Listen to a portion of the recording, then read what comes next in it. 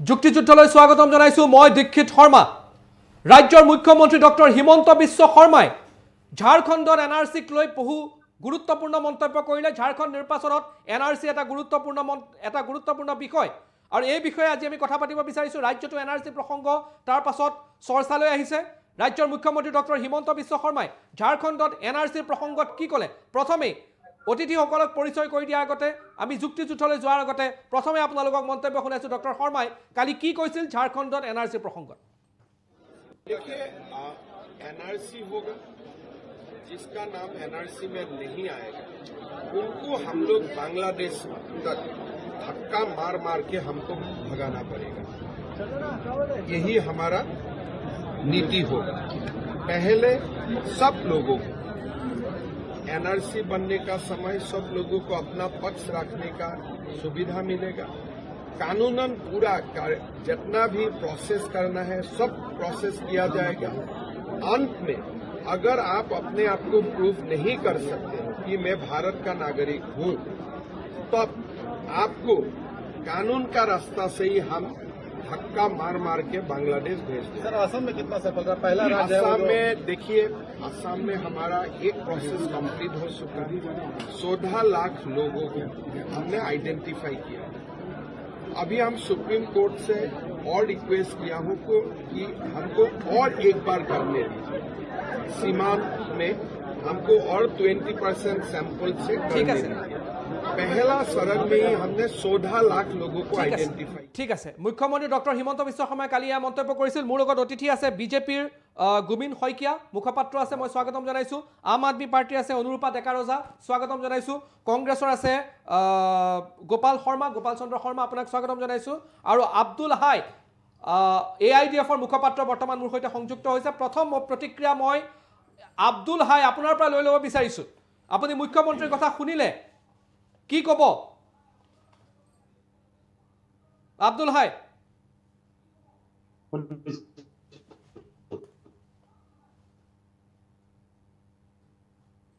আব্দুল হাইৰ সৈতে আমি সংযুক্ত হ'ম। মই বিজেপিৰ গোবিন্দ শইকীয়াৰ ওচৰলৈ আহিছো। কি ক'ব মুখ্যমন্ত্ৰীয়ে? কি চাওক, আমাৰ ৰাজ্যখনৰ মুখ্যমন্ত্ৰী ডক্টৰ হিমন্ত বিশ্ব শৰ্মা ডাঙৰীয়াই যিটো স্থিতি তেওঁ ঝাৰখণ্ডত দিছে, তাক আমাৰ চৰকাৰখনৰে নহয় আমাৰ দলৰো এটা স্থিতি হয়। জাতি মাটি ভেটিৰ কাৰণে আমাৰ চৰকাৰখন আমি জনতাৰ হকে কাম কৰিবৰ কাৰণে আগবাঢ়ি আহিছোঁ। এই ক্ষেত্ৰত আপোনালোকে দেখিছে এনআৰচিক লৈ অসমত এনেকুৱা এটা পৰিস্থিতিৰ সৃষ্টি হোৱাৰ পাছত আমাৰ দেশখনৰ কাৰণে যি ভাবুকি স্বৰূপ হৈ পৰিছে এই ইমপ্লিমেণ্টেশ্যনখিনি, ইয়াক লৈ পেলাই আমি যথেষ্ট চিন্তান্বিত। কাৰণ জাতি মাটি ভেটি যদি ৰক্ষা কৰিব লগা হয়, আমি আমাৰ সীমাৰ লগতে আমাৰ বাহিৰাগত যিসকল আহি আমাৰ ইয়াত বসবাস কৰি আছে সেইসকলক চিনাক্ত কৰিব লাগিব। ই দেশৰ ইণ্টিগ্ৰিটিক এটা থ্ৰেট সৃষ্টি কৰি ৰাখিছে। কাৰণ মুখ্যমন্ত্ৰী ডাঙৰীয়াই যিখিনি কথা কৈছে আপোনালোকে দেখিছে। আজি কেইদিনমানৰ আগত মুখ্যমন্ত্ৰী ডাঙৰীয়াই অত্যন্ত দুখেৰে বিধানসভাৰ মজিয়াত ক'বলগীয়া হৈছিল, এটা তিলকৈ মৰিবলৈ যোৱা এটা জাতিক, অস্তিত্ব সংকটত থকা জাতিৰ কাৰণে নিজৰ অস্তিত্ব বিচাৰি এই বিধানসভাৰ মজিয়াত তেওঁলোকে বসবাস কৰিছে, আহিব লগা হৈছে। আৰু যাৰ কাৰণে মুখ্যমন্ত্ৰী ডাঙৰীয়াই কৈছে মই যি পৰিস্থিতিলৈকে যাব লগা হয় সেই পৰিস্থিতিলৈকে মই যাবলৈ প্ৰস্তুত আছোঁ।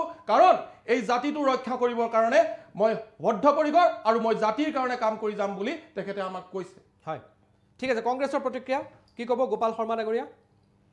এনআৰচিখন কমপ্লিট কেতিয়া হ'ব?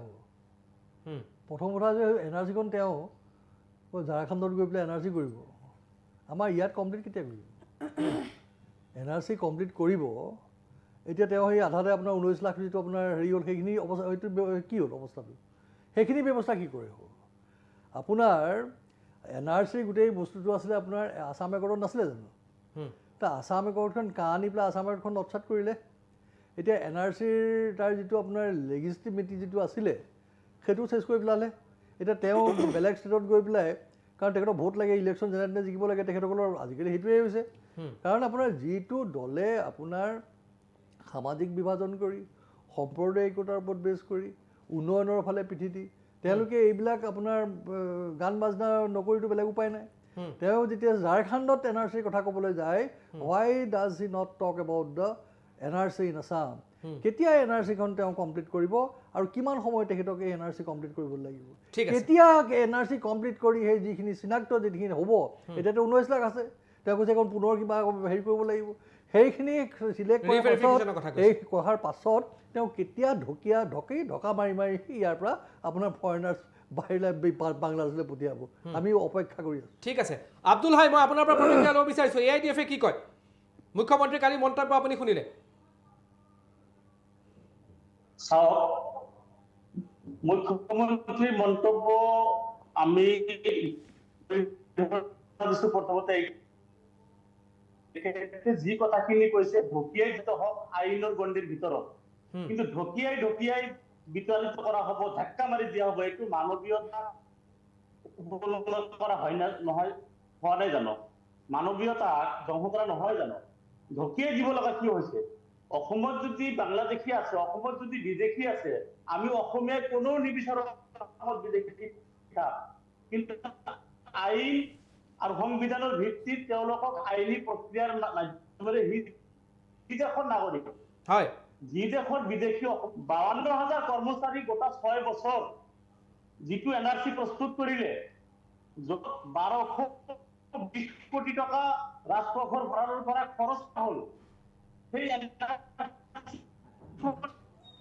মই পুনৰ সংযুক্ত হ'ম মই অনুৰূপা হয় মই পুনৰ যাম অনুৰূপা ডেকা ৰজা আছে আম আদমি পাৰ্টিৰ নেত্ৰী মোৰ লগত আছে আপোনাৰ প্ৰতিক্ৰিয়াটো মই জানি ল'ব বিচাৰিছোঁ 45 বছৰ হ'ল NRC উন্নীতকৰণৰ কথা আমি শুনি আহিছোঁ 45 বছৰে প্ৰতিখন চৰকাৰে এতিয়ালৈকে 45 বছৰত যিমান চৰকাৰ আহিছে সকলোৱে NRCক লৈ ৰাজনীতি কৰিছে আৰু শেহতীয়াভাৱে আমি 16 মেৰ তালি টোপোলা দিৱস ইতিমধ্যে পালন কৰি উঠিলোঁ যি কথা আজি 2014 চনত নৰেন্দ্ৰ মোদী ডাঙৰীয়াই আহি অসমলৈ আহি কৈছিলে যে 16 মেৰ তালি টোপোলা বান্ধি বিদেশী নাগৰিকক তেওঁলোকে অসমৰ পৰা খেদি পঠিয়াব গতিকে এনেকুৱা ঝুমলাবাজি কথা শুনি আমাৰ আচলতে অভ্যাস হৈ গ'ল আৰু এতিয়া মই ক'বলৈ বিচাৰিছোঁ অসমৰ বাহিৰলৈ গৈ হিমন্ত বিশ্ব শৰ্মা ডাঙৰীয়া আমাৰ শ্ৰদ্ধাৰ মুখ্যমন্ত্ৰী তেখেতে সদায় এটা অস্থিৰ মানসিকতা তেখেতে দেখুৱায় অসমৰ বাহিৰলৈ যেতিয়াই যায় তেখেতে এটা অস্থিৰ মানসিকতা তেখেতে প্ৰতিষ্ঠা কৰি থৈ আহে তাত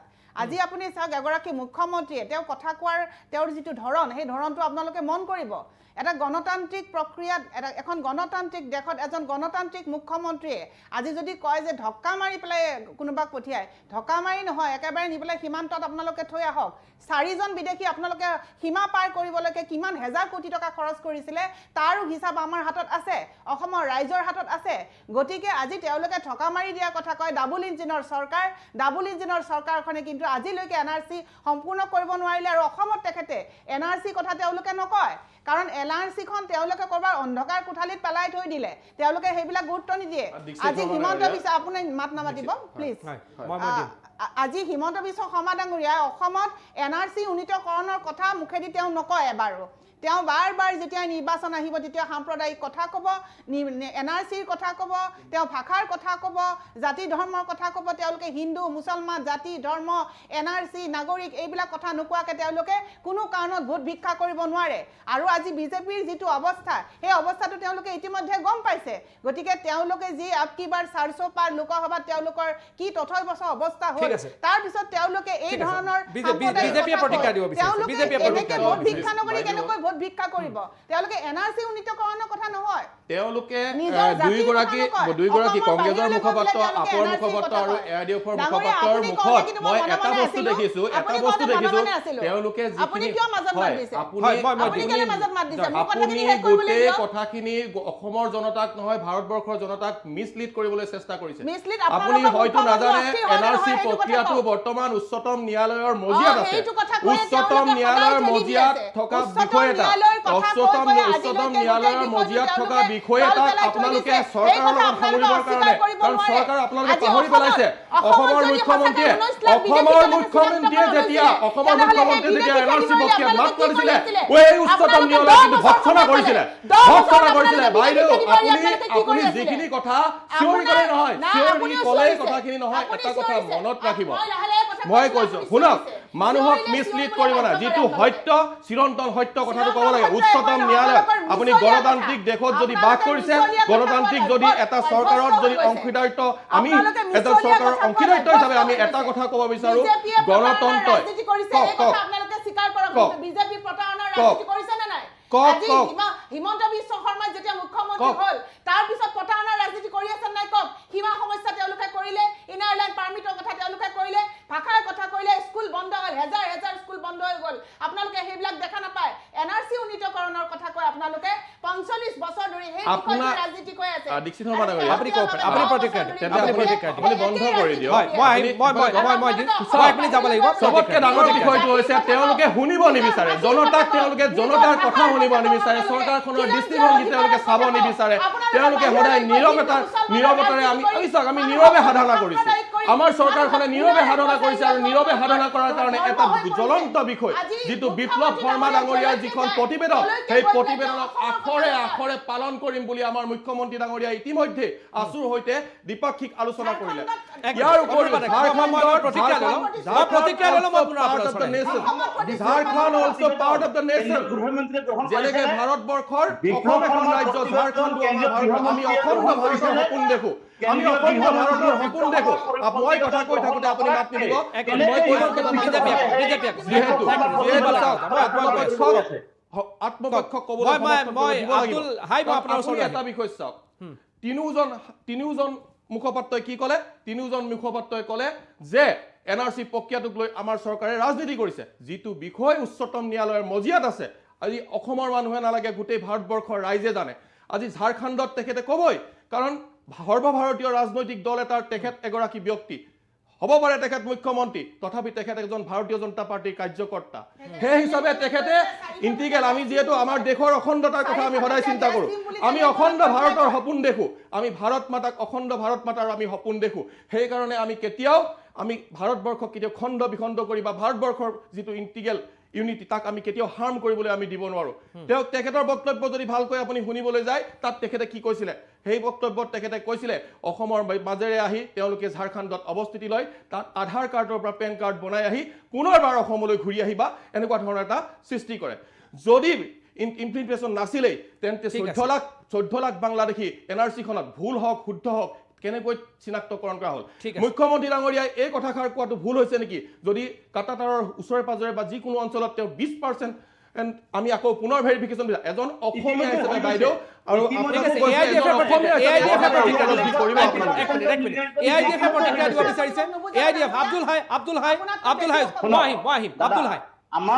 আমাৰ বিজেপিৰ মুখপাত্ৰ গৰাকীৰ কথাখিনি আমি শুনিছো। আমাৰ মুখ্যমন্ত্ৰী মহোদয়ে বিজেপিৰ কাৰ্যকৰ্তা হিচাপে যদি ঝাৰখণ্ডত কথা কৈছে, হিমন্ত বিশ্ব শৰ্মা হিচাপে যদি কথা কৈছে, আমাৰ ক'বলগীয়া একো নাই। ঝেক্কা মাৰি গতিয়াই উলিয়াই দিয়া হ'ব, এই কথাখিনিয়ে মানৱীয়তাক অপমান কৰিছে নে নাই? আমাৰ মুখ্যমন্ত্ৰীয়ে মানৱীয়তাক অপমান কৰিলে আমি অসমীয়া হিচাপে অসমবাসীয়ে লাজ পাওঁ, ৰাষ্ট্ৰবাসীৰ ওচৰত আমি লাজ পাওঁ। তেখেত হিমন্ত বিশ্ব শৰ্মা হিচাপে বিজেপি কাৰ্যকৰ্তা হিচাপে যদি সেই কথাখিনি কৈছে, আমাৰ ক'বলৈ একো নাই। কিন্তু অসমৰ মুখ্যমন্ত্ৰী হিচাপে যিকোনো কথাতে তেখেতে ফেপিৰি কাটি কথা ক'ব, তেখেতৰ বডি লেংগুৱেজে আমাক অন্যান্য ৰাজ্যৰ মানুহে আমাক ভাবিব, এই কথাখিনি কেতিয়াও হবা নাপায়। অসমৰ মুখ্যমন্ত্ৰী হিচাপে যিখন অসমৰ মুখ্যমন্ত্ৰী আসনত গোপীনাথ বৰদলৈ দেৱৰ নিচিনা মানুহ, শৰৎচন্দ্ৰ সিংহৰ নিচিনা মানুহ যিখন আসন শুৱনি কৰি ধৰি গৈছে, সেই আসনখনৰ মৰ্যাদা ৰক্ষা কৰি আমাৰ মুখ্যমন্ত্ৰী মহোদয়ে কথা ক'ব লাগে। আৰু অসমৰ মুখ্যমন্ত্ৰী কেতিয়াও সুপ্ৰিম কোৰ্টৰ উৰ্ধত নহয়। সুপ্ৰিম কোৰ্টৰ তত্ত্বাৱধানত অসমত NRC 6 বছৰে 52,000 কৰ্মচাৰীয়ে যিখিনি কাম কৰিছে, ৰাজভৰালৰ পৰা 1220 কোটি টকা খৰচ কৰা হৈছে। সেই NRC লৈ অসমৰ মুখ্যমন্ত্ৰী তেখেতৰ স্থিতি স্পষ্ট কৰক, তাতে তেখেতৰ কি অসুবিধাটো আছে। আৰু অসমত যদি বাংলাদেশ এটা আইনী প্ৰক্ৰিয়াৰ মাজেৰে তাক বিচাৰিত কৰা হওক,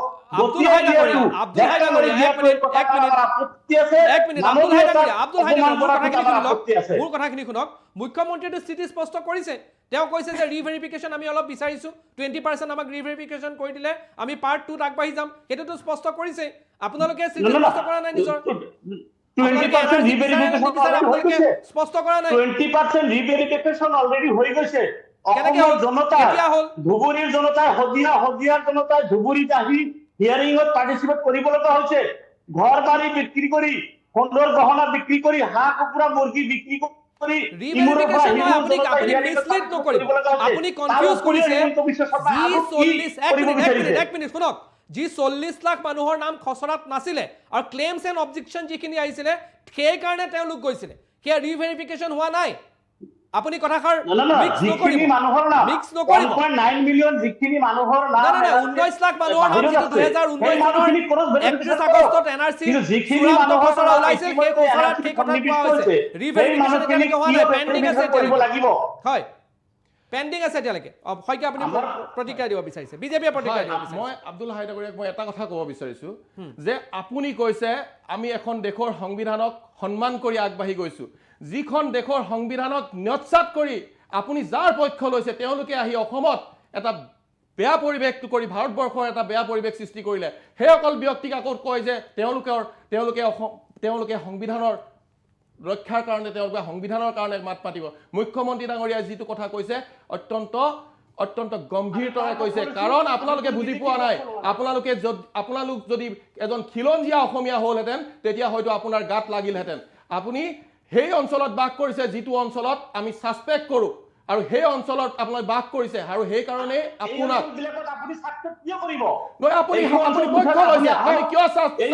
যেতিয়া এনআৰচি পাইলট প্ৰজেক্ট আৰম্ভ হৈছিল, সেই সময়ত আপুনি বৰপেটাৰ যি ডিচি অফিচ জ্বলাই দিয়া হৈছিল, কোনে জ্বলাই দিছিল? প্ৰশাসনক সন্মান কৰা ব্যক্তিয়ে যদি বৰপেটাৰ ডিচি অফিচ জ্বলাই দিছিল, তেন্তে সেইসকল ব্যক্তি কোন আছিল? তেওঁলোকৰ মাজৰ পৰাই নেতা হৈ কোনোবা অসম বিধানসভালৈকো আহিছিল কিজানি, মই এনেকুৱা ধৰণে মই ভাবোঁ।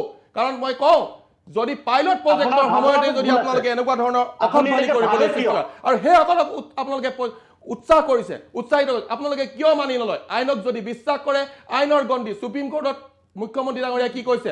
সুপ্ৰিম কোৰ্টত মুখ্যমন্ত্ৰী ডাঙৰীয়াই কৈছে যে আমি আপিল কৰিছোঁ যাতে 20% আৰু ভেৰিফিকেশ্যন হয়। আৰে এইটো বস্তু আইনৰ মজিয়াৰ মাজেদি কৈছে, আৰু আইনক আপুনি মানি ল'ব পৰা নাই। মই কংগ্ৰেছৰ গোপাল শৰ্মা ডাঙৰীয়া প্ৰতিক্ৰিয়া দিব বিচাৰিছে, কি ক'ব আপুনি গোটেইখিনি ক্ষেত্ৰত? মই ক'বলৈ বৰ বিশেষ একো নাই। আপোনাৰ 4.5 বছৰ যিটো প্ৰতিবেদন কোল্ড ষ্টোৰেজত আছিলে, মানুহে লাহে লাহে পাহৰিয়ে যাবলৈ আৰম্ভ কৰিছিলে। এই বিপ্লৱ শৰ্মা কমিটিৰ যিখন প্ৰতিবেদন হঠাৎ তেওঁ উলিয়াই আনিলে যে 6 নম্বৰ দফা এনআৰচি আজি আপোনাৰ একদম এই তাতে আপোনাৰ যেনেকৈ আছে তেনেকৈ থাকি গ'ল। হঠাৎ ঝাৰখণ্ডত কৈ দিলে চব এনেকুৱা কৰিবলৈ। মেইন ইছ্যুটো কি হৈছে, তেওঁলোকে গোটেই চাৰিওফালে একদম টেটুলৈকে একদম গোটেই চাৰিওফালে দুৰ্নীতিত পোট খাই গৈছে। আপুনি আজি চাওক, তেখেতসকলে জাতীয়তাবাদৰ তেওঁলোকে জাতীয়তাবাদৰ কথা কোৱা আৰম্ভ কৰিছে, খিলঞ্জীয়াৰ কথা আৰম্ভ কৰিছে। জাতীয়তাবাদৰ যিটো চেণ্টিমেণ্ট সেইটো শক্তিশালী কৰাৰ কাৰণে তেওঁলোকে কি কৰিছে? আপুনি জাতীয়তাবাদত আপোনাৰ অসমত জাতীয়তাবাদ আপোনালোকে যেতিয়া শক্তিশালী কৰিব, কেতিয়া কৰিব?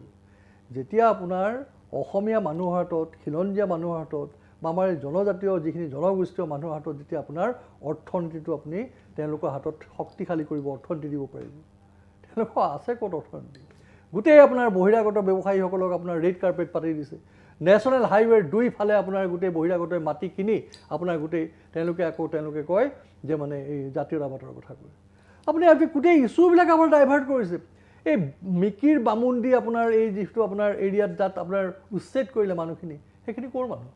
সেইখিনি কি বাংলাদেশৰ পৰা আহি বহা মানুহ? এই যে আপোনাৰ এইটো আপোনাৰ এই ইয়াত হেৰিত যিটো আমাৰ এই লেকটো আপোনাৰ হেৰিত বৰবাৰীত আপোনাৰ সেই যে গোটেই উচ্ছেদ কৰিলে মানে সেই আপোনাৰ উলংগ হৈ মহিলাখিনিয়ে আপোনাৰ শিল শাকুৰ কথা কৈ আছোঁ মই, তাত আপোনাৰ কৰিব লগা সেইখিনি কোন মানুহ? তো এই গোটেই যে আপোনাৰ কামবিলাক কৰিছে সেইখিনিতো দেখ কথা। এতিয়া সেইটো এটা মানে এটা কোনোবা এটা বনীয়া গোষ্ঠীক এখন ভাল ডাঙৰ ৱাটাৰ পাৰ্ক এখন কৰিব, কথাবিলাক হৈছে এইবিলাক। মানুহে এই কথাবিলাক লাহে লাহে বুজিব আৰম্ভ কৰিছে, আৰু now they are trying to cover it up. তেওঁলোকে কিবা এটা জৰিয় বিচাৰিছে। এয়া আপোনাৰ এনাৰ্জি উলিয়াইছে, হঠাৎ সেইফালে উলিয়ালে আপোনাৰ কোল্ড ষ্ট'ৰেজৰ পৰা টানি আনি উলিয়াই আনিলে আপোনাৰ হেৰি বিপ্লৱ শৰ্মাৰ প্ৰতিবেদন। গতিকে এইবিলাক নাথিং এলছ, এইবিলাক একো একোটা তেওঁৰ আপোনাৰ এই বস্তুটোত আজি গোটেই সমগ্ৰ ভাৰতবৰ্ষত ভাৰতীয় জনতা পাৰ্টীৰ যিটো আপোনাৰ আছিলে আপোনাৰ এই মানে এখন দেশ আপোনাৰ সকলোৰে উন্নতি এই গোটেই শ্লোগানবিলাক যে আপোনাৰ একোটা ভেকু ভাওনাত যে পৰিণত হৈছে এই কথা বুজি পাই তেওঁলোকে ইছ্যু ডাইভাৰ্ট কৰি বিভিন্ন ধৰণে মানুহক ফুচুলাই মিলি যাতে এই 4খন ষ্টেট য'ত আপোনাৰ আহি আছে তাত যাতে কেনেকৈ বৈতৰণি পাৰ কৰিব পাৰি তাৰ কাৰণে ঠিক আছে অনুৰূপা ডেকা আপোনাৰ কথাখিনি কওক তাৰপিছত মই বিজেপিৰ পৰা প্ৰতিক্ৰিয়া ল'ম চাওক মই এটা তথ্য ক'বলৈ বিচাৰিছোঁ 28 জানুৱাৰী 2019ত নাম ঠিকনা আদি অনলাইন শুধৰণিৰ কাৰণে 31 জানুৱাৰীৰ পৰা 28 ফেব্ৰুৱাৰীলৈকে বৃদ্ধি কৰা হৈছিলে সময়সীমা আৰু 14 মাৰ্চ 2019ত 24 মাৰ্চলৈ বৃদ্ধি কৰা হৈছিলে আৰু 2019 চনৰ 10 এপ্ৰিলত আবেদনকাৰী শুনানি গৃহ জিলাতে কৰিবলৈ ন্যায়ালয়ে নিৰ্দেশ দিয়ে সেইটো সময়তে সেই কামখিনি যথেষ্ট পৰিমাণে আগবাঢ়িছিলে আৰু যেতিয়া 1200 কোটি টকা খৰচ কৰি পেলাই আমাৰ অকণমান আগতে AUDFৰ আমাৰ বিধায়ক ডাঙৰীয়া কোৱাৰ নিচিনাকৈ যে তেওঁ কৈছিলে যে 52,000 কৰ্মচাৰীয়ে কেইবছৰ ধৰি পেলাই কণ্টিনিউ 3 বছৰ ধৰি পেলাই NRCৰ কাম কৰিছিলে সেইটো সময়ত আপোনালোক সকলোৱে জানে যে শিক্ষা অনুষ্ঠানৰ পৰা শিক্ষকসকলক আনি NRCৰ কামত নিয়োজিত কৰা হৈছিলে আৰু তেওঁলোকক শিক্ষা অনুষ্ঠানৰ পৰা বিতাড়িত কৰি পেলাই তেওঁলোকক এইবিলাক কামত ব্যৱহাৰ কৰা হৈছিলে যাৰ কাৰণে নেকি কিমানখিনি এটা খেলিমেলিৰ সৃষ্টি হৈছিলে সেই সময়ছোৱাটো কিন্তু বিজেপি চৰকাৰে ৰাজত্ব কৰি আছিলে আৰু আজিলৈকে আজি এতিয়া 10 বছৰ হ'বলৈ হ'ল বিজেপি গভৰ্ণমেণ্টৰ আজি তেওঁলোকে যেতিয়া দেখিছে যে অসমত বিশৃংখলতাৰ সৃষ্টি হৈছে আজি আপুনি চাব ধৰ্ষণৰ পৰা হত্যাৰ পৰা আৰম্ভ কৰি সকলো ক্ষেত্ৰতে আজি অসম কিন্তু 1 নম্বৰত আছে গতিকে এই বিশৃংখল সময়ছোৱাত আমাৰ গোপাল শৰ্মাদাই কোৱাৰ নিচিনাকৈ যে অৰ্থনৈতিক যি একেবাৰে বেয়া অৱস্থা মন্দা অৱস্থালৈ গতি কৰিছে আজি অসমক বোলে 5খন ৰাজ্যৰ ভিতৰত এখন কৰে হিমন্ত বিশ্ব শৰ্মা ডাঙৰীয়াই কিন্তু আজি কি হৈছে মণিপুৰতকৈহে আগবঢ়া অসমৰ অৰ্থনীতি আজি ঘৰুৱা উৎপাদনৰ ক্ষেত্ৰতো অসম অতিকে পিছপৰা গতিকে আজি আমি কোৱা কথা নহয় এইবিলাক তথ্য সহকাৰে ভাৰত মানে আপুনি ক'ব বিচাৰিছে যে NRC যেটো প্ৰসংগ আহিছে যে এইটো ইস্যু ডাইভাৰ্ট কৰিব বিচাৰিছে তেওঁলোকে মূল বিষয়বস্তুৰ পৰা আঁতৰাই পেলাই এই গোটেই বস্তুবিলাক তেওঁলোকে ৰহন হানি বিভিন্ন ধৰণে কৈ মানুহক আজি মানে আভুৱা ভাৰিবলৈ বিচাৰিছে আপোনাক মই এটা কথা কওঁ আজি আপুনি চাব যে বজাৰত মূল্য বৃদ্ধি আপোনালোক সকলোৱে আমি সকলোৱে ভাত খাওঁ সকলোৱে চব্জি খাওঁ গতিকে আজি বজাৰলৈ গৈ পেলাই যদি আপুনি যায় নহয় আপুনি 100 টকাৰ ওপৰত সব তৰকাৰীৰ দাম 100 টকাৰ ওপৰত তেওঁলোকে যেতিয়া বাৰিষাৰ বতৰত কয় তেতিয়া কয় যে চব্জিৰ দাম বাঢ়িছে বাৰিষাৰ বতৰ আহিছে এতিয়া খৰালি আহি আছে এতিয়াও বাৰিষাৰ বতৰ গুচি গ'ল এতিয়া খৰালি আহি আছে এতিয়াও কৈছে কি এতিয়া কিছুদিন পিছত চব্জিৰ দাম কমি যাব তেওঁলোকে অত্যাৱশ্যকীয় সামগ্ৰীৰ মূল্য বৃদ্ধি ৰোধ কৰিব পৰা নাই আজি শিক্ষা অনুষ্ঠানত বহু ল'ৰা ছোৱালীয়ে আজি টকাৰ অভাৱত এডমিশ্যন ল'ব পৰা নাই আজি শিক্ষা অনুষ্ঠান হাজাৰে বন্ধ হৈ গৈছে এই যে মূল বিষয়বস্তুবিলাকৰ পৰা আজি বিজেপি চৰকাৰে মানুহক আঁতৰাই ৰাখিছে মানুহৰ যিটো অসমৰ যিটো দৰিদ্ৰতা সেই দৰিদ্ৰতাটোক ঢাকি ৰাখিবৰ কাৰণে তেওঁলোকে বিভিন্ন প্ৰকাৰে তেওঁলোকে চেষ্টা চলাইছে আজি NRC তেওঁলোকে বিচৰা নাই তেওঁলোকে NRC যদি বিচাৰিলেহেঁতেন নহয় তেওঁলোকে সেই 2014 চনত নৰেন্দ্ৰ মোদী ডাঙৰীয়াই তেতুফালি চিঙৰি কৈ যোৱাৰ পিছতে তেওঁলোকে আৰম্ভ কৰিলেহেঁতেন কিন্তু আজি কিমান বছৰ পাৰ হৈ যোৱাৰ পিছত আকৌ নতুনকৈ কিয় আৰম্ভ কৰিছে কাৰণ এতিয়া বাই ইলেকশ্যন আহি আছে কেইদিনমান পিছত পঞ্চায়ত ইলেকশ্যন আহি আছে তাৰপিছত ভাৰতৰ বিভিন্ন ৰাজ্যত নিৰ্বাচন হ'ব গতিকে তেওঁলোকে প্ৰত্যেকবাৰে এই ধৰণে আভুৱা ভাৰি ৰাইজক কেৱল টুপি পিন্ধাই আছে আৰু হিমন্ত বিশ্ব শৰ্মা ডাঙৰীয়া যলৈকে যায় তেওঁৰ অস্থিৰ মানসিকতা প্ৰকাশ কৰি ঠিক আছে মই বিজেপিৰ পৰা প্ৰতিক্ৰিয়া লৈছো এটা কথা ভাৰতবৰ্ষৰ অংশ হিচাপে অসমৰ মুখ্যমন্ত্ৰী ডাঙৰীয়াই আজি বা কাইলৈ ভাৰতবৰ্ষৰ যিকোনো এখন ষ্টেটত গৈ পেলানি তেখেতে নিজৰ বক্তব্য ৰাখিব পাৰে মই যিমান দূৰ গম পালোঁ আমাৰ উপৰোক্ত পেনেলিষ্টসকলে যথেষ্টখিনি তেওঁলোকে নাচায় ভাৰতীয় জনতা পাৰ্টি শাসন ব্যৱস্থাৰ চৰকাৰখনৰ উন্নয়নৰ স্বৰূপটো নাচায় তেওঁলোকে আইনৰ গণ্ডিবিলাকৰ বিষয়ে নাচায় তেওঁলোকে পাহৰি পেলাইছে যেতিয়া অসমৰ মুখ্যমন্ত্ৰী সৰ্বানন্দ সোণোৱাল ডাঙৰীয়া আছিল সেই সময়ত উচ্চতম ন্যায়ালয়ে NRCৰ বিষয়ত হস্তক্ষেপ কৰিব নালাগে বুলি তেখেতক ভৎসনা কৰিছিল ভৎসনা কৰাৰ পাছত আমি গণতন্ত্ৰৰ অংশ হিচাপে আমি উচ্চতম ন্যায়ালয়ক সন্মান জনাওঁ আৰু মুখ্যমন্ত্ৰী ডাঙৰীয়াই সন্মান চলায় চৰকাৰখনে পৰ্যাপ্ত পৰিমাণে নিজৰ সা সুবিধাখিনি দিবলৈ চেষ্টা কৰিছে তেওঁলোকে কৈছে যে আমি কাৰ কাৰণে আমি কাম কৰিছোঁ আজি আমাৰ বিজেপি চৰকাৰখনে ইছ্যু ডাইভাৰ্ট নহয় চৰকাৰ আহিব চৰকাৰ যাব গণতন্ত্ৰত ইলেকশ্যন এটা অৱধাৰিত প্ৰক্ৰিয়া এই অৱধাৰিত প্ৰক্ৰিয়াটো আহিব যাব মোৰ সদিচ্ছা আছে তেওঁলোকৰো এবাৰ গভৰ্ণমেণ্ট আহক অসমতে বা ভাৰতবৰ্ষত আহক কিন্তু অসম আৰু অসমীয়াৰ অস্তিত্ব সুৰক্ষিত হ'বই লাগিব যিহেতু আমাৰ প্ৰথম কথা মাটি ভেটি আমি সংৰক্ষণ কৰিবই লাগিব। ইমান ঠিক, দিনে ঠিক, আপোনালোকে ঠিক, অসম ঠিক, চুক্তিখন কেলে ঠিক, ৰখাই মই দিছিলে আহি সেই আছোঁ, মই আহি প্ৰশ্নটোৰ আছোঁ। উত্তৰটো দিয়ক। হয়, গোপাল শৰ্মা। তেওঁলোকে আপোনাৰ এটা কথা মনত ৰখা উচিত, ভাৰতবৰ্ষ এখন যুৱ দেশ আজি, কাৰণ প্ৰায় 70% আপোনাৰ এই 30 বছৰৰ তলত আপোনাৰ আমাৰ যিটো জনসংখ্যা, গতিকে this is a young India. আৰু য়ং ইণ্ডিয়াৰ এই যুৱকসকলৰ যিবিলাকে পঢ়া শুনা কৰি এটা তেওঁলোকৰ নিজৰ ভৰিৰ ওপৰত উঠিবৰ কাৰণে তেওঁলোকে এটা ভৱিষ্যতৰ এই কথাবিলাক যে চিন্তা কৰিছে, সেই সময়ত আজি মই ভাৰতবৰ্ষৰ ইটো ছাইডলৈ নাযাওঁ, অসমৰ কথাই কৈছোঁ। আজি এই হেৰি চলি আছে আপোনাৰ পৰীক্ষা চলি এক্সামিনেশ্যনৰ ওপৰত এক্সামিনেশ্যন, 12,600 পোষ্টৰ কাৰণে আপোনাৰ 33 লাখ এপ্লিকেণ্ট। চ' আপুনি তাতকৈ মই বেছি আৰু আপোনালোকক এক্সপ্লেইন কৰি দিব নালাগে। আপোনালোকে কৈছে যে 10টা বছৰত একদম ভাৰতীয় জনতা পাৰ্টীয়ে আহি দিল্লীত এই 10 বছৰত গোটেই পৃথিৱীক একদম লৰাই দিছে একেবাৰে উন্নয়ন কৰি। কি উন্নয়ন কৰিছে? 142 কোটিৰ 81 কোটি মানুহক তেওঁলোকে বিনামূলীয়া চাউল খুৱাই পেলাই ছাপৰ্ট কৰি ৰাখিবলৈ কৈছে। That is the development they have done. তেওঁলোকে ৰ'ব হোৱা নাই, চেছ হোৱা নাই। আপোনাৰ শুনক, আপোনালোকে এইখন আপোনাৰ the concept of the constitution was the welfare state, এইখন ৱেলফেয়াৰ ষ্টেটৰ কনষ্টিটিউশ্যন আছিলে। আপোনালোকে কি কৰিলে? নৰেন্দ্ৰ মোদী ডাঙৰীয়াৰ কেইজনমান ক্ৰনিক কেপিটেলিষ্টৰ হাতক এই 56 বছৰ, কংগ্ৰেছে 70 বছৰত কি কৰিলে, সেই 56 বছৰ আৰু বাকী আপোনাৰ অটল বিহাৰী বাজপেয়ীয়েও আপোনাৰ কণ্ট্ৰিবিউট কৰিছিলে ইন ক্ৰিয়েটিং দ্য এছেটছ। সেই গোটেই এছেটছবিলাক এই 2-4জন গন্তি কৰিব, হাতৰ মুঠিত গন্তি কৰিব পৰা ক্ৰনিক কেপিটেলিষ্টক তেওঁলোকে পানীৰ দৰত আপোনাৰ গোটেই এছেটছ আপোনাৰ গতিয়াই দিয়ে। আপোনাৰ মল্লিকাৰ্জুন খাৰ্গেৰ পুত্ৰই যেতিয়া অসমৰ 27,000 নিবনুৱা সংস্থাপিত হ'ব পৰা ছেমিকণ্ডাক্টৰ উদ্যোগটো অসমত প্ৰতিষ্ঠা হোৱাৰ কথা তেওঁ আঙুলি টুৱাব পাৰিছে।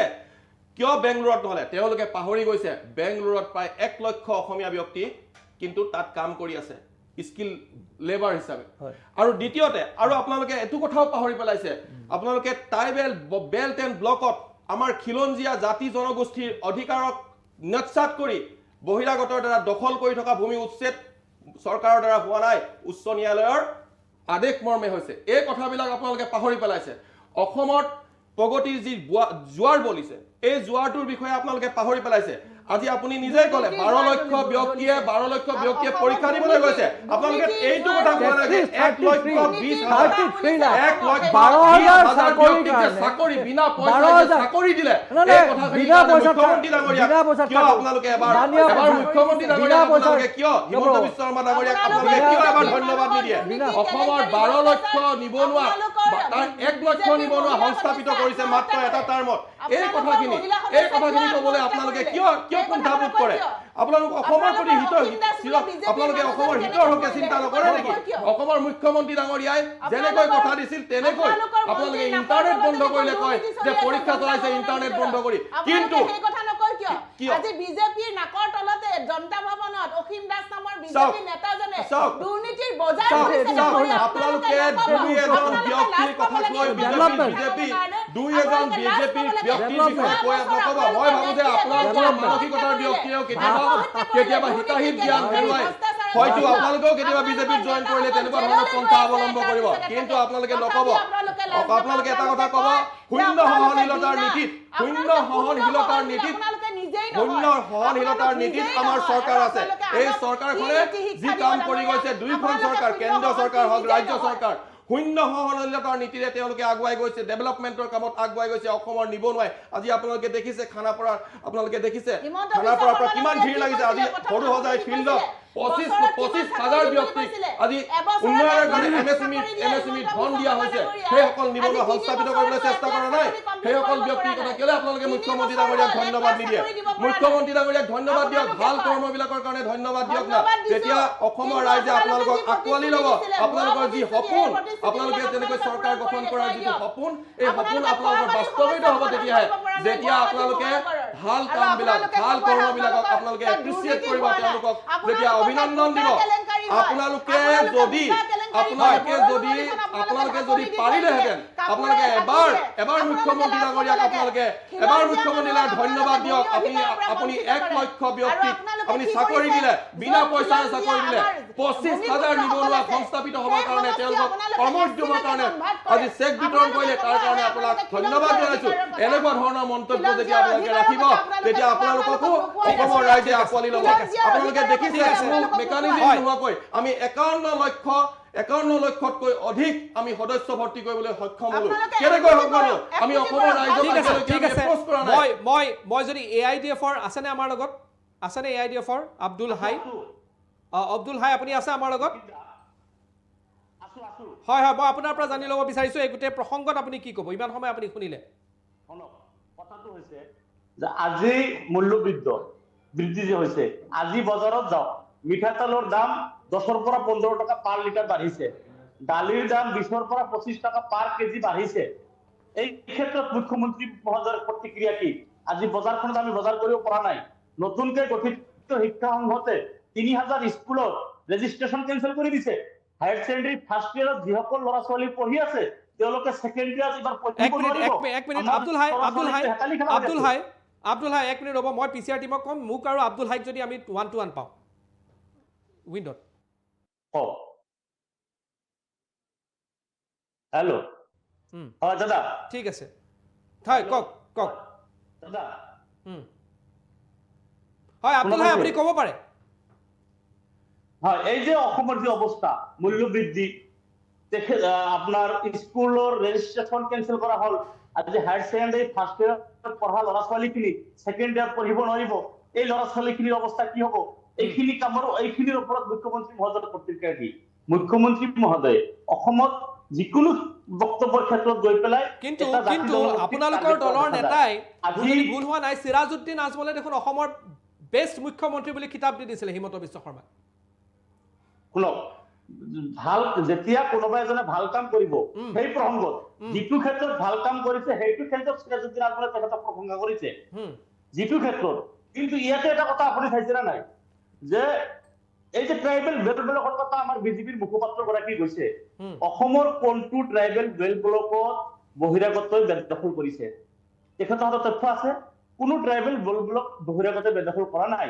1950 চনৰ যিটো মহাভূমিকম্প হৈছিল সেই মহাভূমিকম্পৰ ফলত ব্ৰহ্মপুত্ৰ নদীৰ তলি উপঙি উঠিলে ব্ৰহ্মপুত্ৰ নদীৰ গতিপথ সলনি হল ব্ৰহ্মপুত্ৰ দুয়োপাৰে প্ৰবল গৰাখহনীয়া প্ৰত্যেক বছৰে হয় হাজাৰ হাজাৰ মানুহ গৃহহীন ভূমিহীন হৈ জীৱন আৰু জীৱিকাৰ তাকিটাত পতিত পাতিত বসবাস কৰি আছে চৰকাৰবিলাকৰ দায়িত্ব নাছিল ব্ৰহ্মপুত্ৰ নদীৰ গৰাখহনীয়াত যিসকলে ভূমিহীন আৰু গৃহহীন হয় তেখেতসকলক পুনৰ সংস্থাপন কৰা যিসকল মানুহ জীৱন আৰু জীৱিকাৰ তাগিদাত নদীভংগ হৈ গৃহহীন হৈ ভূমিহীন হৈ পতিত পাতিত বসবাস কৰি আছে তেওঁলোকক বিজেপিৰ মই বুজি পালো মই শইকীয়া ডাঙৰীয়া ওচৰলৈ আহিছো মই তেওঁলোকে চাওক আজি অসমৰ ৰাজনৈতিক দলসমূহৰ সকলোৰে একেটাই অৱস্থা একেই পৰিস্থিতি দিক বিদিক হেৰুৱাই পেলাইছে শিক্ষাৰ ক্ষেত্ৰতে হয় আমাৰ চৰকাৰখনে যেনেকুৱা ধৰণৰ পদক্ষেপ লৈছে আপোনালোকে দেখিছে বিনামূলীয়া তেওঁলোকৰ নাম ভৰ্তি কৰিছে ইয়াৰ লগতে নিযুত মইনা যিখন আঁচনি মুখ্যমন্ত্ৰী ডাঙৰীয়াই বাৰম্বাৰ কৈছে নিযুত মইনা আঁচনিখন মোৰ আঁচনি নহয় মোৰ আইখিনিক মোৰ আইৰ সন্তানক যাতে মই কম বয়সত বিয়া দিবলৈ বাধ্য নকৰাও তাৰ কাৰণে ৰক্ষা কৰিবৰ কাৰণে মই এই লৈছো অহা 6 তাৰিখে এই নিযুত মইনা আঁচনিখন তেওঁলোকে সমুদায় ধন প্ৰতিগৰাকী ছাত্ৰীৰ হাতত অৰ্পণ কৰিব ঠিক আছে মই কংগ্ৰেছৰ প্ৰতিক্ৰিয়া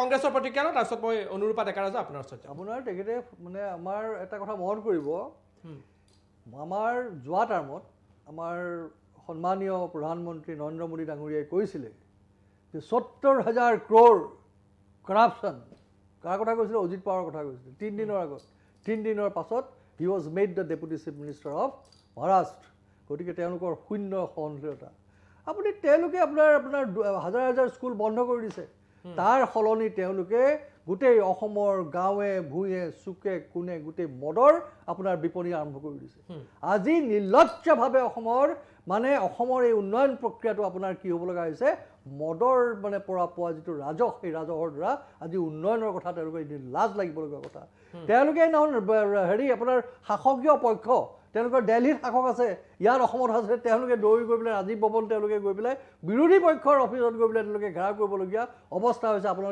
আপোনালোকে বুজিব পাৰিব। আপুনি চাব 5টা ইউনিট আপোনাৰ ছেমি কণ্ডাক্টৰ আপোনাৰ গুজৰাটত আছে, এটা ইউনিট আপোনাৰ আমাৰ অসমলৈ আহিছে অবভিয়াছলি। আৰু ইয়াত যিখিনি আপোনাৰ ছেমি কণ্ডাক্টৰৰ যিখিনি স্কিল ৱৰ্কাৰ যিখিনি প্ৰয়োজন ইতিমধ্যে তেওঁলোকে বাহিৰলৈ পঠিয়াইছে মানে স্কিল আয়ত্ব কৰিবৰ কাৰণে। আৰু সেই স্কিল আয়ত্ব কৰাৰ চিলেকশ্যনৰ সময়ত তেওঁলোকৰ মাজত যিটো আপোনাৰ চিলেকশ্যনত যে পইচা লোৱা লৈ কথাটো গোটেইখন আহি গৈছিলে আজি ৰ'ব, আজি নাই হোৱা। আপোনাৰ চাওক এইখন অসমত অকল মদ বেচাই নহয়, বহুত ফেমিলি আপোনাৰ কিডনি বেচিও তেওঁলোকৰ সংসাৰ চলাব লগা অৱস্থা হৈছে। এই কথা আপুনি পাহৰি যাব নোৱাৰে। তেওঁলোকৰ সতীৰ্থ এগৰাকীয়ে আত্মহনন কৰিছিল কিয়? তেওঁলোকে চাকৰিৰ নামত এটা গ্ৰুপে ভাৰতীয় জনতা পাৰ্টীৰ এসময় সতীৰ্থই তেওঁলোকে পইচা উদ্ধৰ্তন কৰ্তৃপক্ষক পইচা দিবৰ কাৰণে পইচা গোটাইছিলে। আৰু যেতিয়া এই গোটেই বস্তুটো এক্সপ'জ হৈ গ'ল, তেওঁলোকৰ এগৰাকী উঠি অহা এগৰাকী আপোনাৰ সতীৰ্থই আত্মহনন কৰিবলগীয়া হৈছে। আৰু তেওঁলোকে শূন্য সহনশীলতাৰ কথা কয়, দুৰ্নীতিমুক্ত আপোনাৰ চাকৰি দিয়াৰ কথা কয়, বিনামূলীয়া চাকৰিৰ কথা কয়। লাজ লাগিব লাগে এনেকুৱা কথা কোৱা আপোনাৰ। আপোনালোকে কৈছে শিক্ষা ব্যৱস্থাটোৰ ক্ষেত্ৰত অসমৰ শিক্ষা ব্যৱস্থাটো উন্নয়নৰ কাৰণে অসম চৰকাৰে যিখিনি পদক্ষেপ লৈছে, কোনো এখন চৰকাৰে এনেকুৱা পদক্ষেপ লোৱা নাছিল। আমি জানো মোৰ মাতৃ ঢুকাই গ'ল দৰমহা নোপোৱাকৈ। অসমৰ প্ৰত্যেকগৰাকী শিক্ষকক সসন্মানেৰে আজি তাৰিখত তেওঁলোকক দিয়া হৈছে। কৰিমগঞ্জত পাণ দোকানত স্কুলৰ ফ্লক লাগিছিল, এনেকুৱা ধৰণে ৰাতিটোৰ ভিতৰতে কিছুমান স্কুল গঢ়ি উঠিছিল। কিন্তু এইখন চৰকাৰে, আপোনালোকে আপৰ নেত্ৰীগৰাকীকে কৈছে, আপোনালোকে দিল্লীক মডেল হিচাপে লয়, আমিও অসমখনক মডেল হিচাপে লৈ আমি মডেল, আপোনালোকে কেতিয়াবা যায় মডেল ৰেচিডেঞ্চিয়েল স্কুল 21খন প্ৰতিষ্ঠা হ'ল, 21খন মডেল ৰেচিডেঞ্চিয়েল স্কুল প্ৰতিষ্ঠা। চাহ বাগানৰ প্ৰত্যেকখন চাহ বাগানত এখন মডেল স্কুলৰ প্ৰতিষ্ঠা হ'ল। আৰু 6 কোটি টকাকৈ প্ৰত্যেকটো শিক্ষা খণ্ডত এখনকৈ মডেল স্কুলৰ সৃষ্টি কৰা হ'ল। এমালগামেশ্যনৰ বিষয়টো আপোনালোকে নিশ্চয় জানে। ইয়াত শেষ কৰি দিয়া নাই।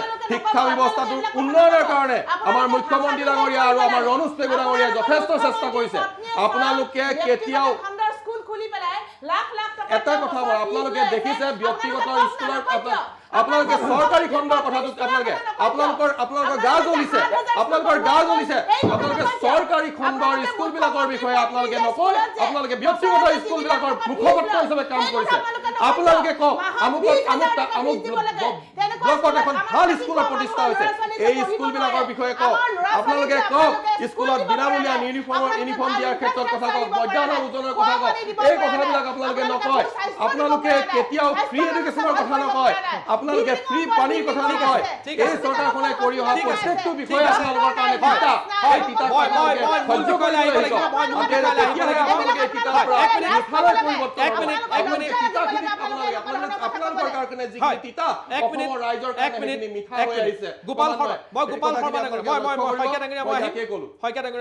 গোপাল শৰ্মা ডাঙৰীয়া, মই অনুষ্ঠান দীঘলীয়া কৰিব নোৱাৰো। এই আজি যিটো আমি প্ৰসংগ আছিল তাত মই আপোনাৰ অন্তিম মন্তব্য ল'ব বিচাৰিছো 1 মিনিটৰ ভিতৰত। মই প্ৰথমতেই কৈছোঁ যে আচলতে আপোনাৰ এইটো NRCৰ কথা তেওঁ যিটো উলিয়াইছে, ইট ইজ আপোনাৰ টু ডাইভাৰ্ট পাব্লিক মানে এটেনশ্যন যিটো এইবিলাক বিভিন্ন আপোনাৰ প্ৰাইচ ৰাইজ। আপুনি গৃহিণীসকলে আপোনাৰ বজাৰত গৈ আপোনাৰ হাত দিব নোৱাৰে, হাত জ্বলি যোৱা অৱস্থা, শাক চব্জিৰ আপোনাৰ আজি চাওক এই অৱস্থা আপোনাৰ এইটো কোনোদিন হোৱা এই যে আপোনাৰ যিবিলাক যুৱকসকলৰ যিটো আনএমপ্লয়মেণ্ট চিটুৱেশ্যন যিটো এইটো মানে কোনো দিনে এনেকুৱা ধৰণৰ ঘটনা কোনো ঘটে আছে। আপুনি চাব এই অলপ আগতে তেখেতৰ মুখত মই শুনিছিলোঁ আপোনাৰ কি কয় মিডিয়াম ছেক্টৰৰ আপোনাৰ ইণ্ডাষ্ট্ৰীৰ কথা কৈছিলোঁ। এই গোটেই বৰবাদ কৰা মানুহজনে হ'ল নৰেন্দ্ৰ মোদী ডাঙৰীয়া। ডিমনিটাইজেশ্যনে আপোনাৰ গোটেই স্মল মিডিয়াম স্কেল গোটেই আপোনাৰ ইণ্ডাষ্ট্ৰী তেওঁলোকে আপোনাৰ ধ্বংস কৰিলে। আৰু যাৰ ফলত যিটো আপোনাৰ ভগ্ন যিটো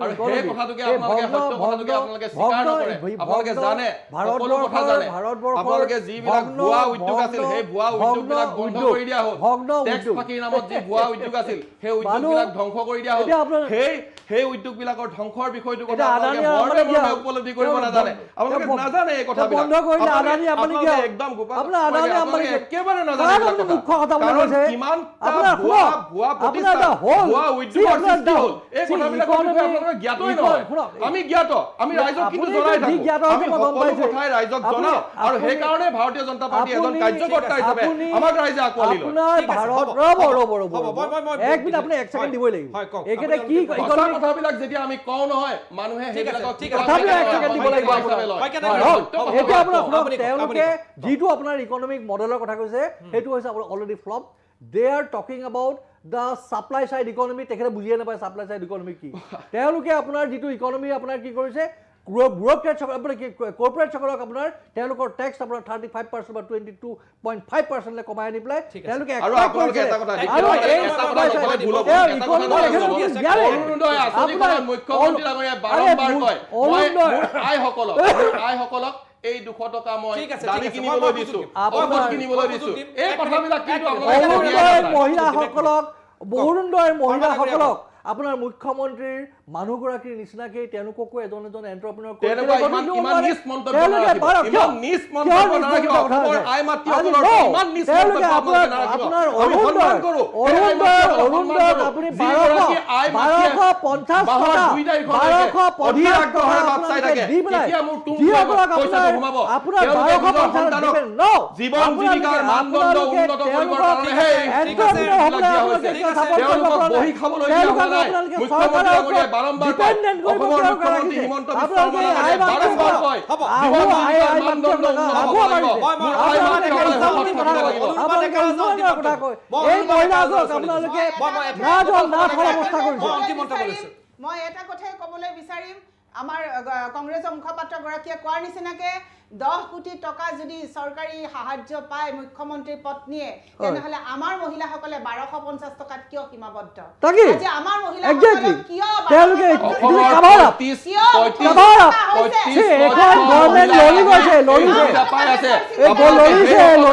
মহিলা সোধক বাইদেউ আপোনালোকে সেইসকল অৰুণোদয় প্ৰাপ্ত মহিলা সোধক তেওঁলোকক কিমান সকাহ দিয়া হৈছে বাস্তৱ ক্ষেত্ৰত সকাহ দিয়া হৈছে সেই আইসকলে আমাক ঠিক আছে, ধন্যবাদ। সদায় আমাক মই আপুনি আশীৰ্বাদ অন্তিম মন্তব্য মই কৈ আছো অনুৰূপা ডেকা ৰাজা হ'ব চমু কৰক নাৰী সবলীকৰণৰ কথা আপোনালোকৰ মুখত শোভা নাপায় আপোনালোকে লাখপতি বাইদেউৰ কথা কৈ কৈ আজি আপোনালোকে কি কৰিলে নিৰ্বাচনৰ আগে আগে আজি কেইগৰাকী মহিলাক আপোনালোকে লাখপতি কৰিব পাৰিলে আজি মহিলা সুৰক্ষা দিব পৰা নাই বাইদেউ কেইগৰাকী মহিলা ঠিক আছে, ঠিক আছে। মোৰ নিজৰ গাঁৱৰে মহিলা মই দি আছো, মই সুযোগ দি আছো। মোৰ এক গাঁৱৰে মিনিট, মহিলা এক মিনিট, লাখপতি মহিলা শইকীয়া ডাঙৰীয়া ৰ'ব, শইকীয়া ডাঙৰীয়া ৰ'ব, ৰ'ব। মই দি আছো, মই সুযোগ দি আছো। মই সুযোগ দি আছো, ৰ'ব। মই এক মিনিট, মই অন্তিম মন্তব্য ল'ব লাগিব। কিমান হয়। সবলীকৰণৰ কাম কৰিছে ঠিক আছে, ঠিক আছে। আজি মহিলাৰ যদি চমু কৰক, অনুৰূপা ডেকা ৰাজা চমু কৰক। Last comment মই দি আছো।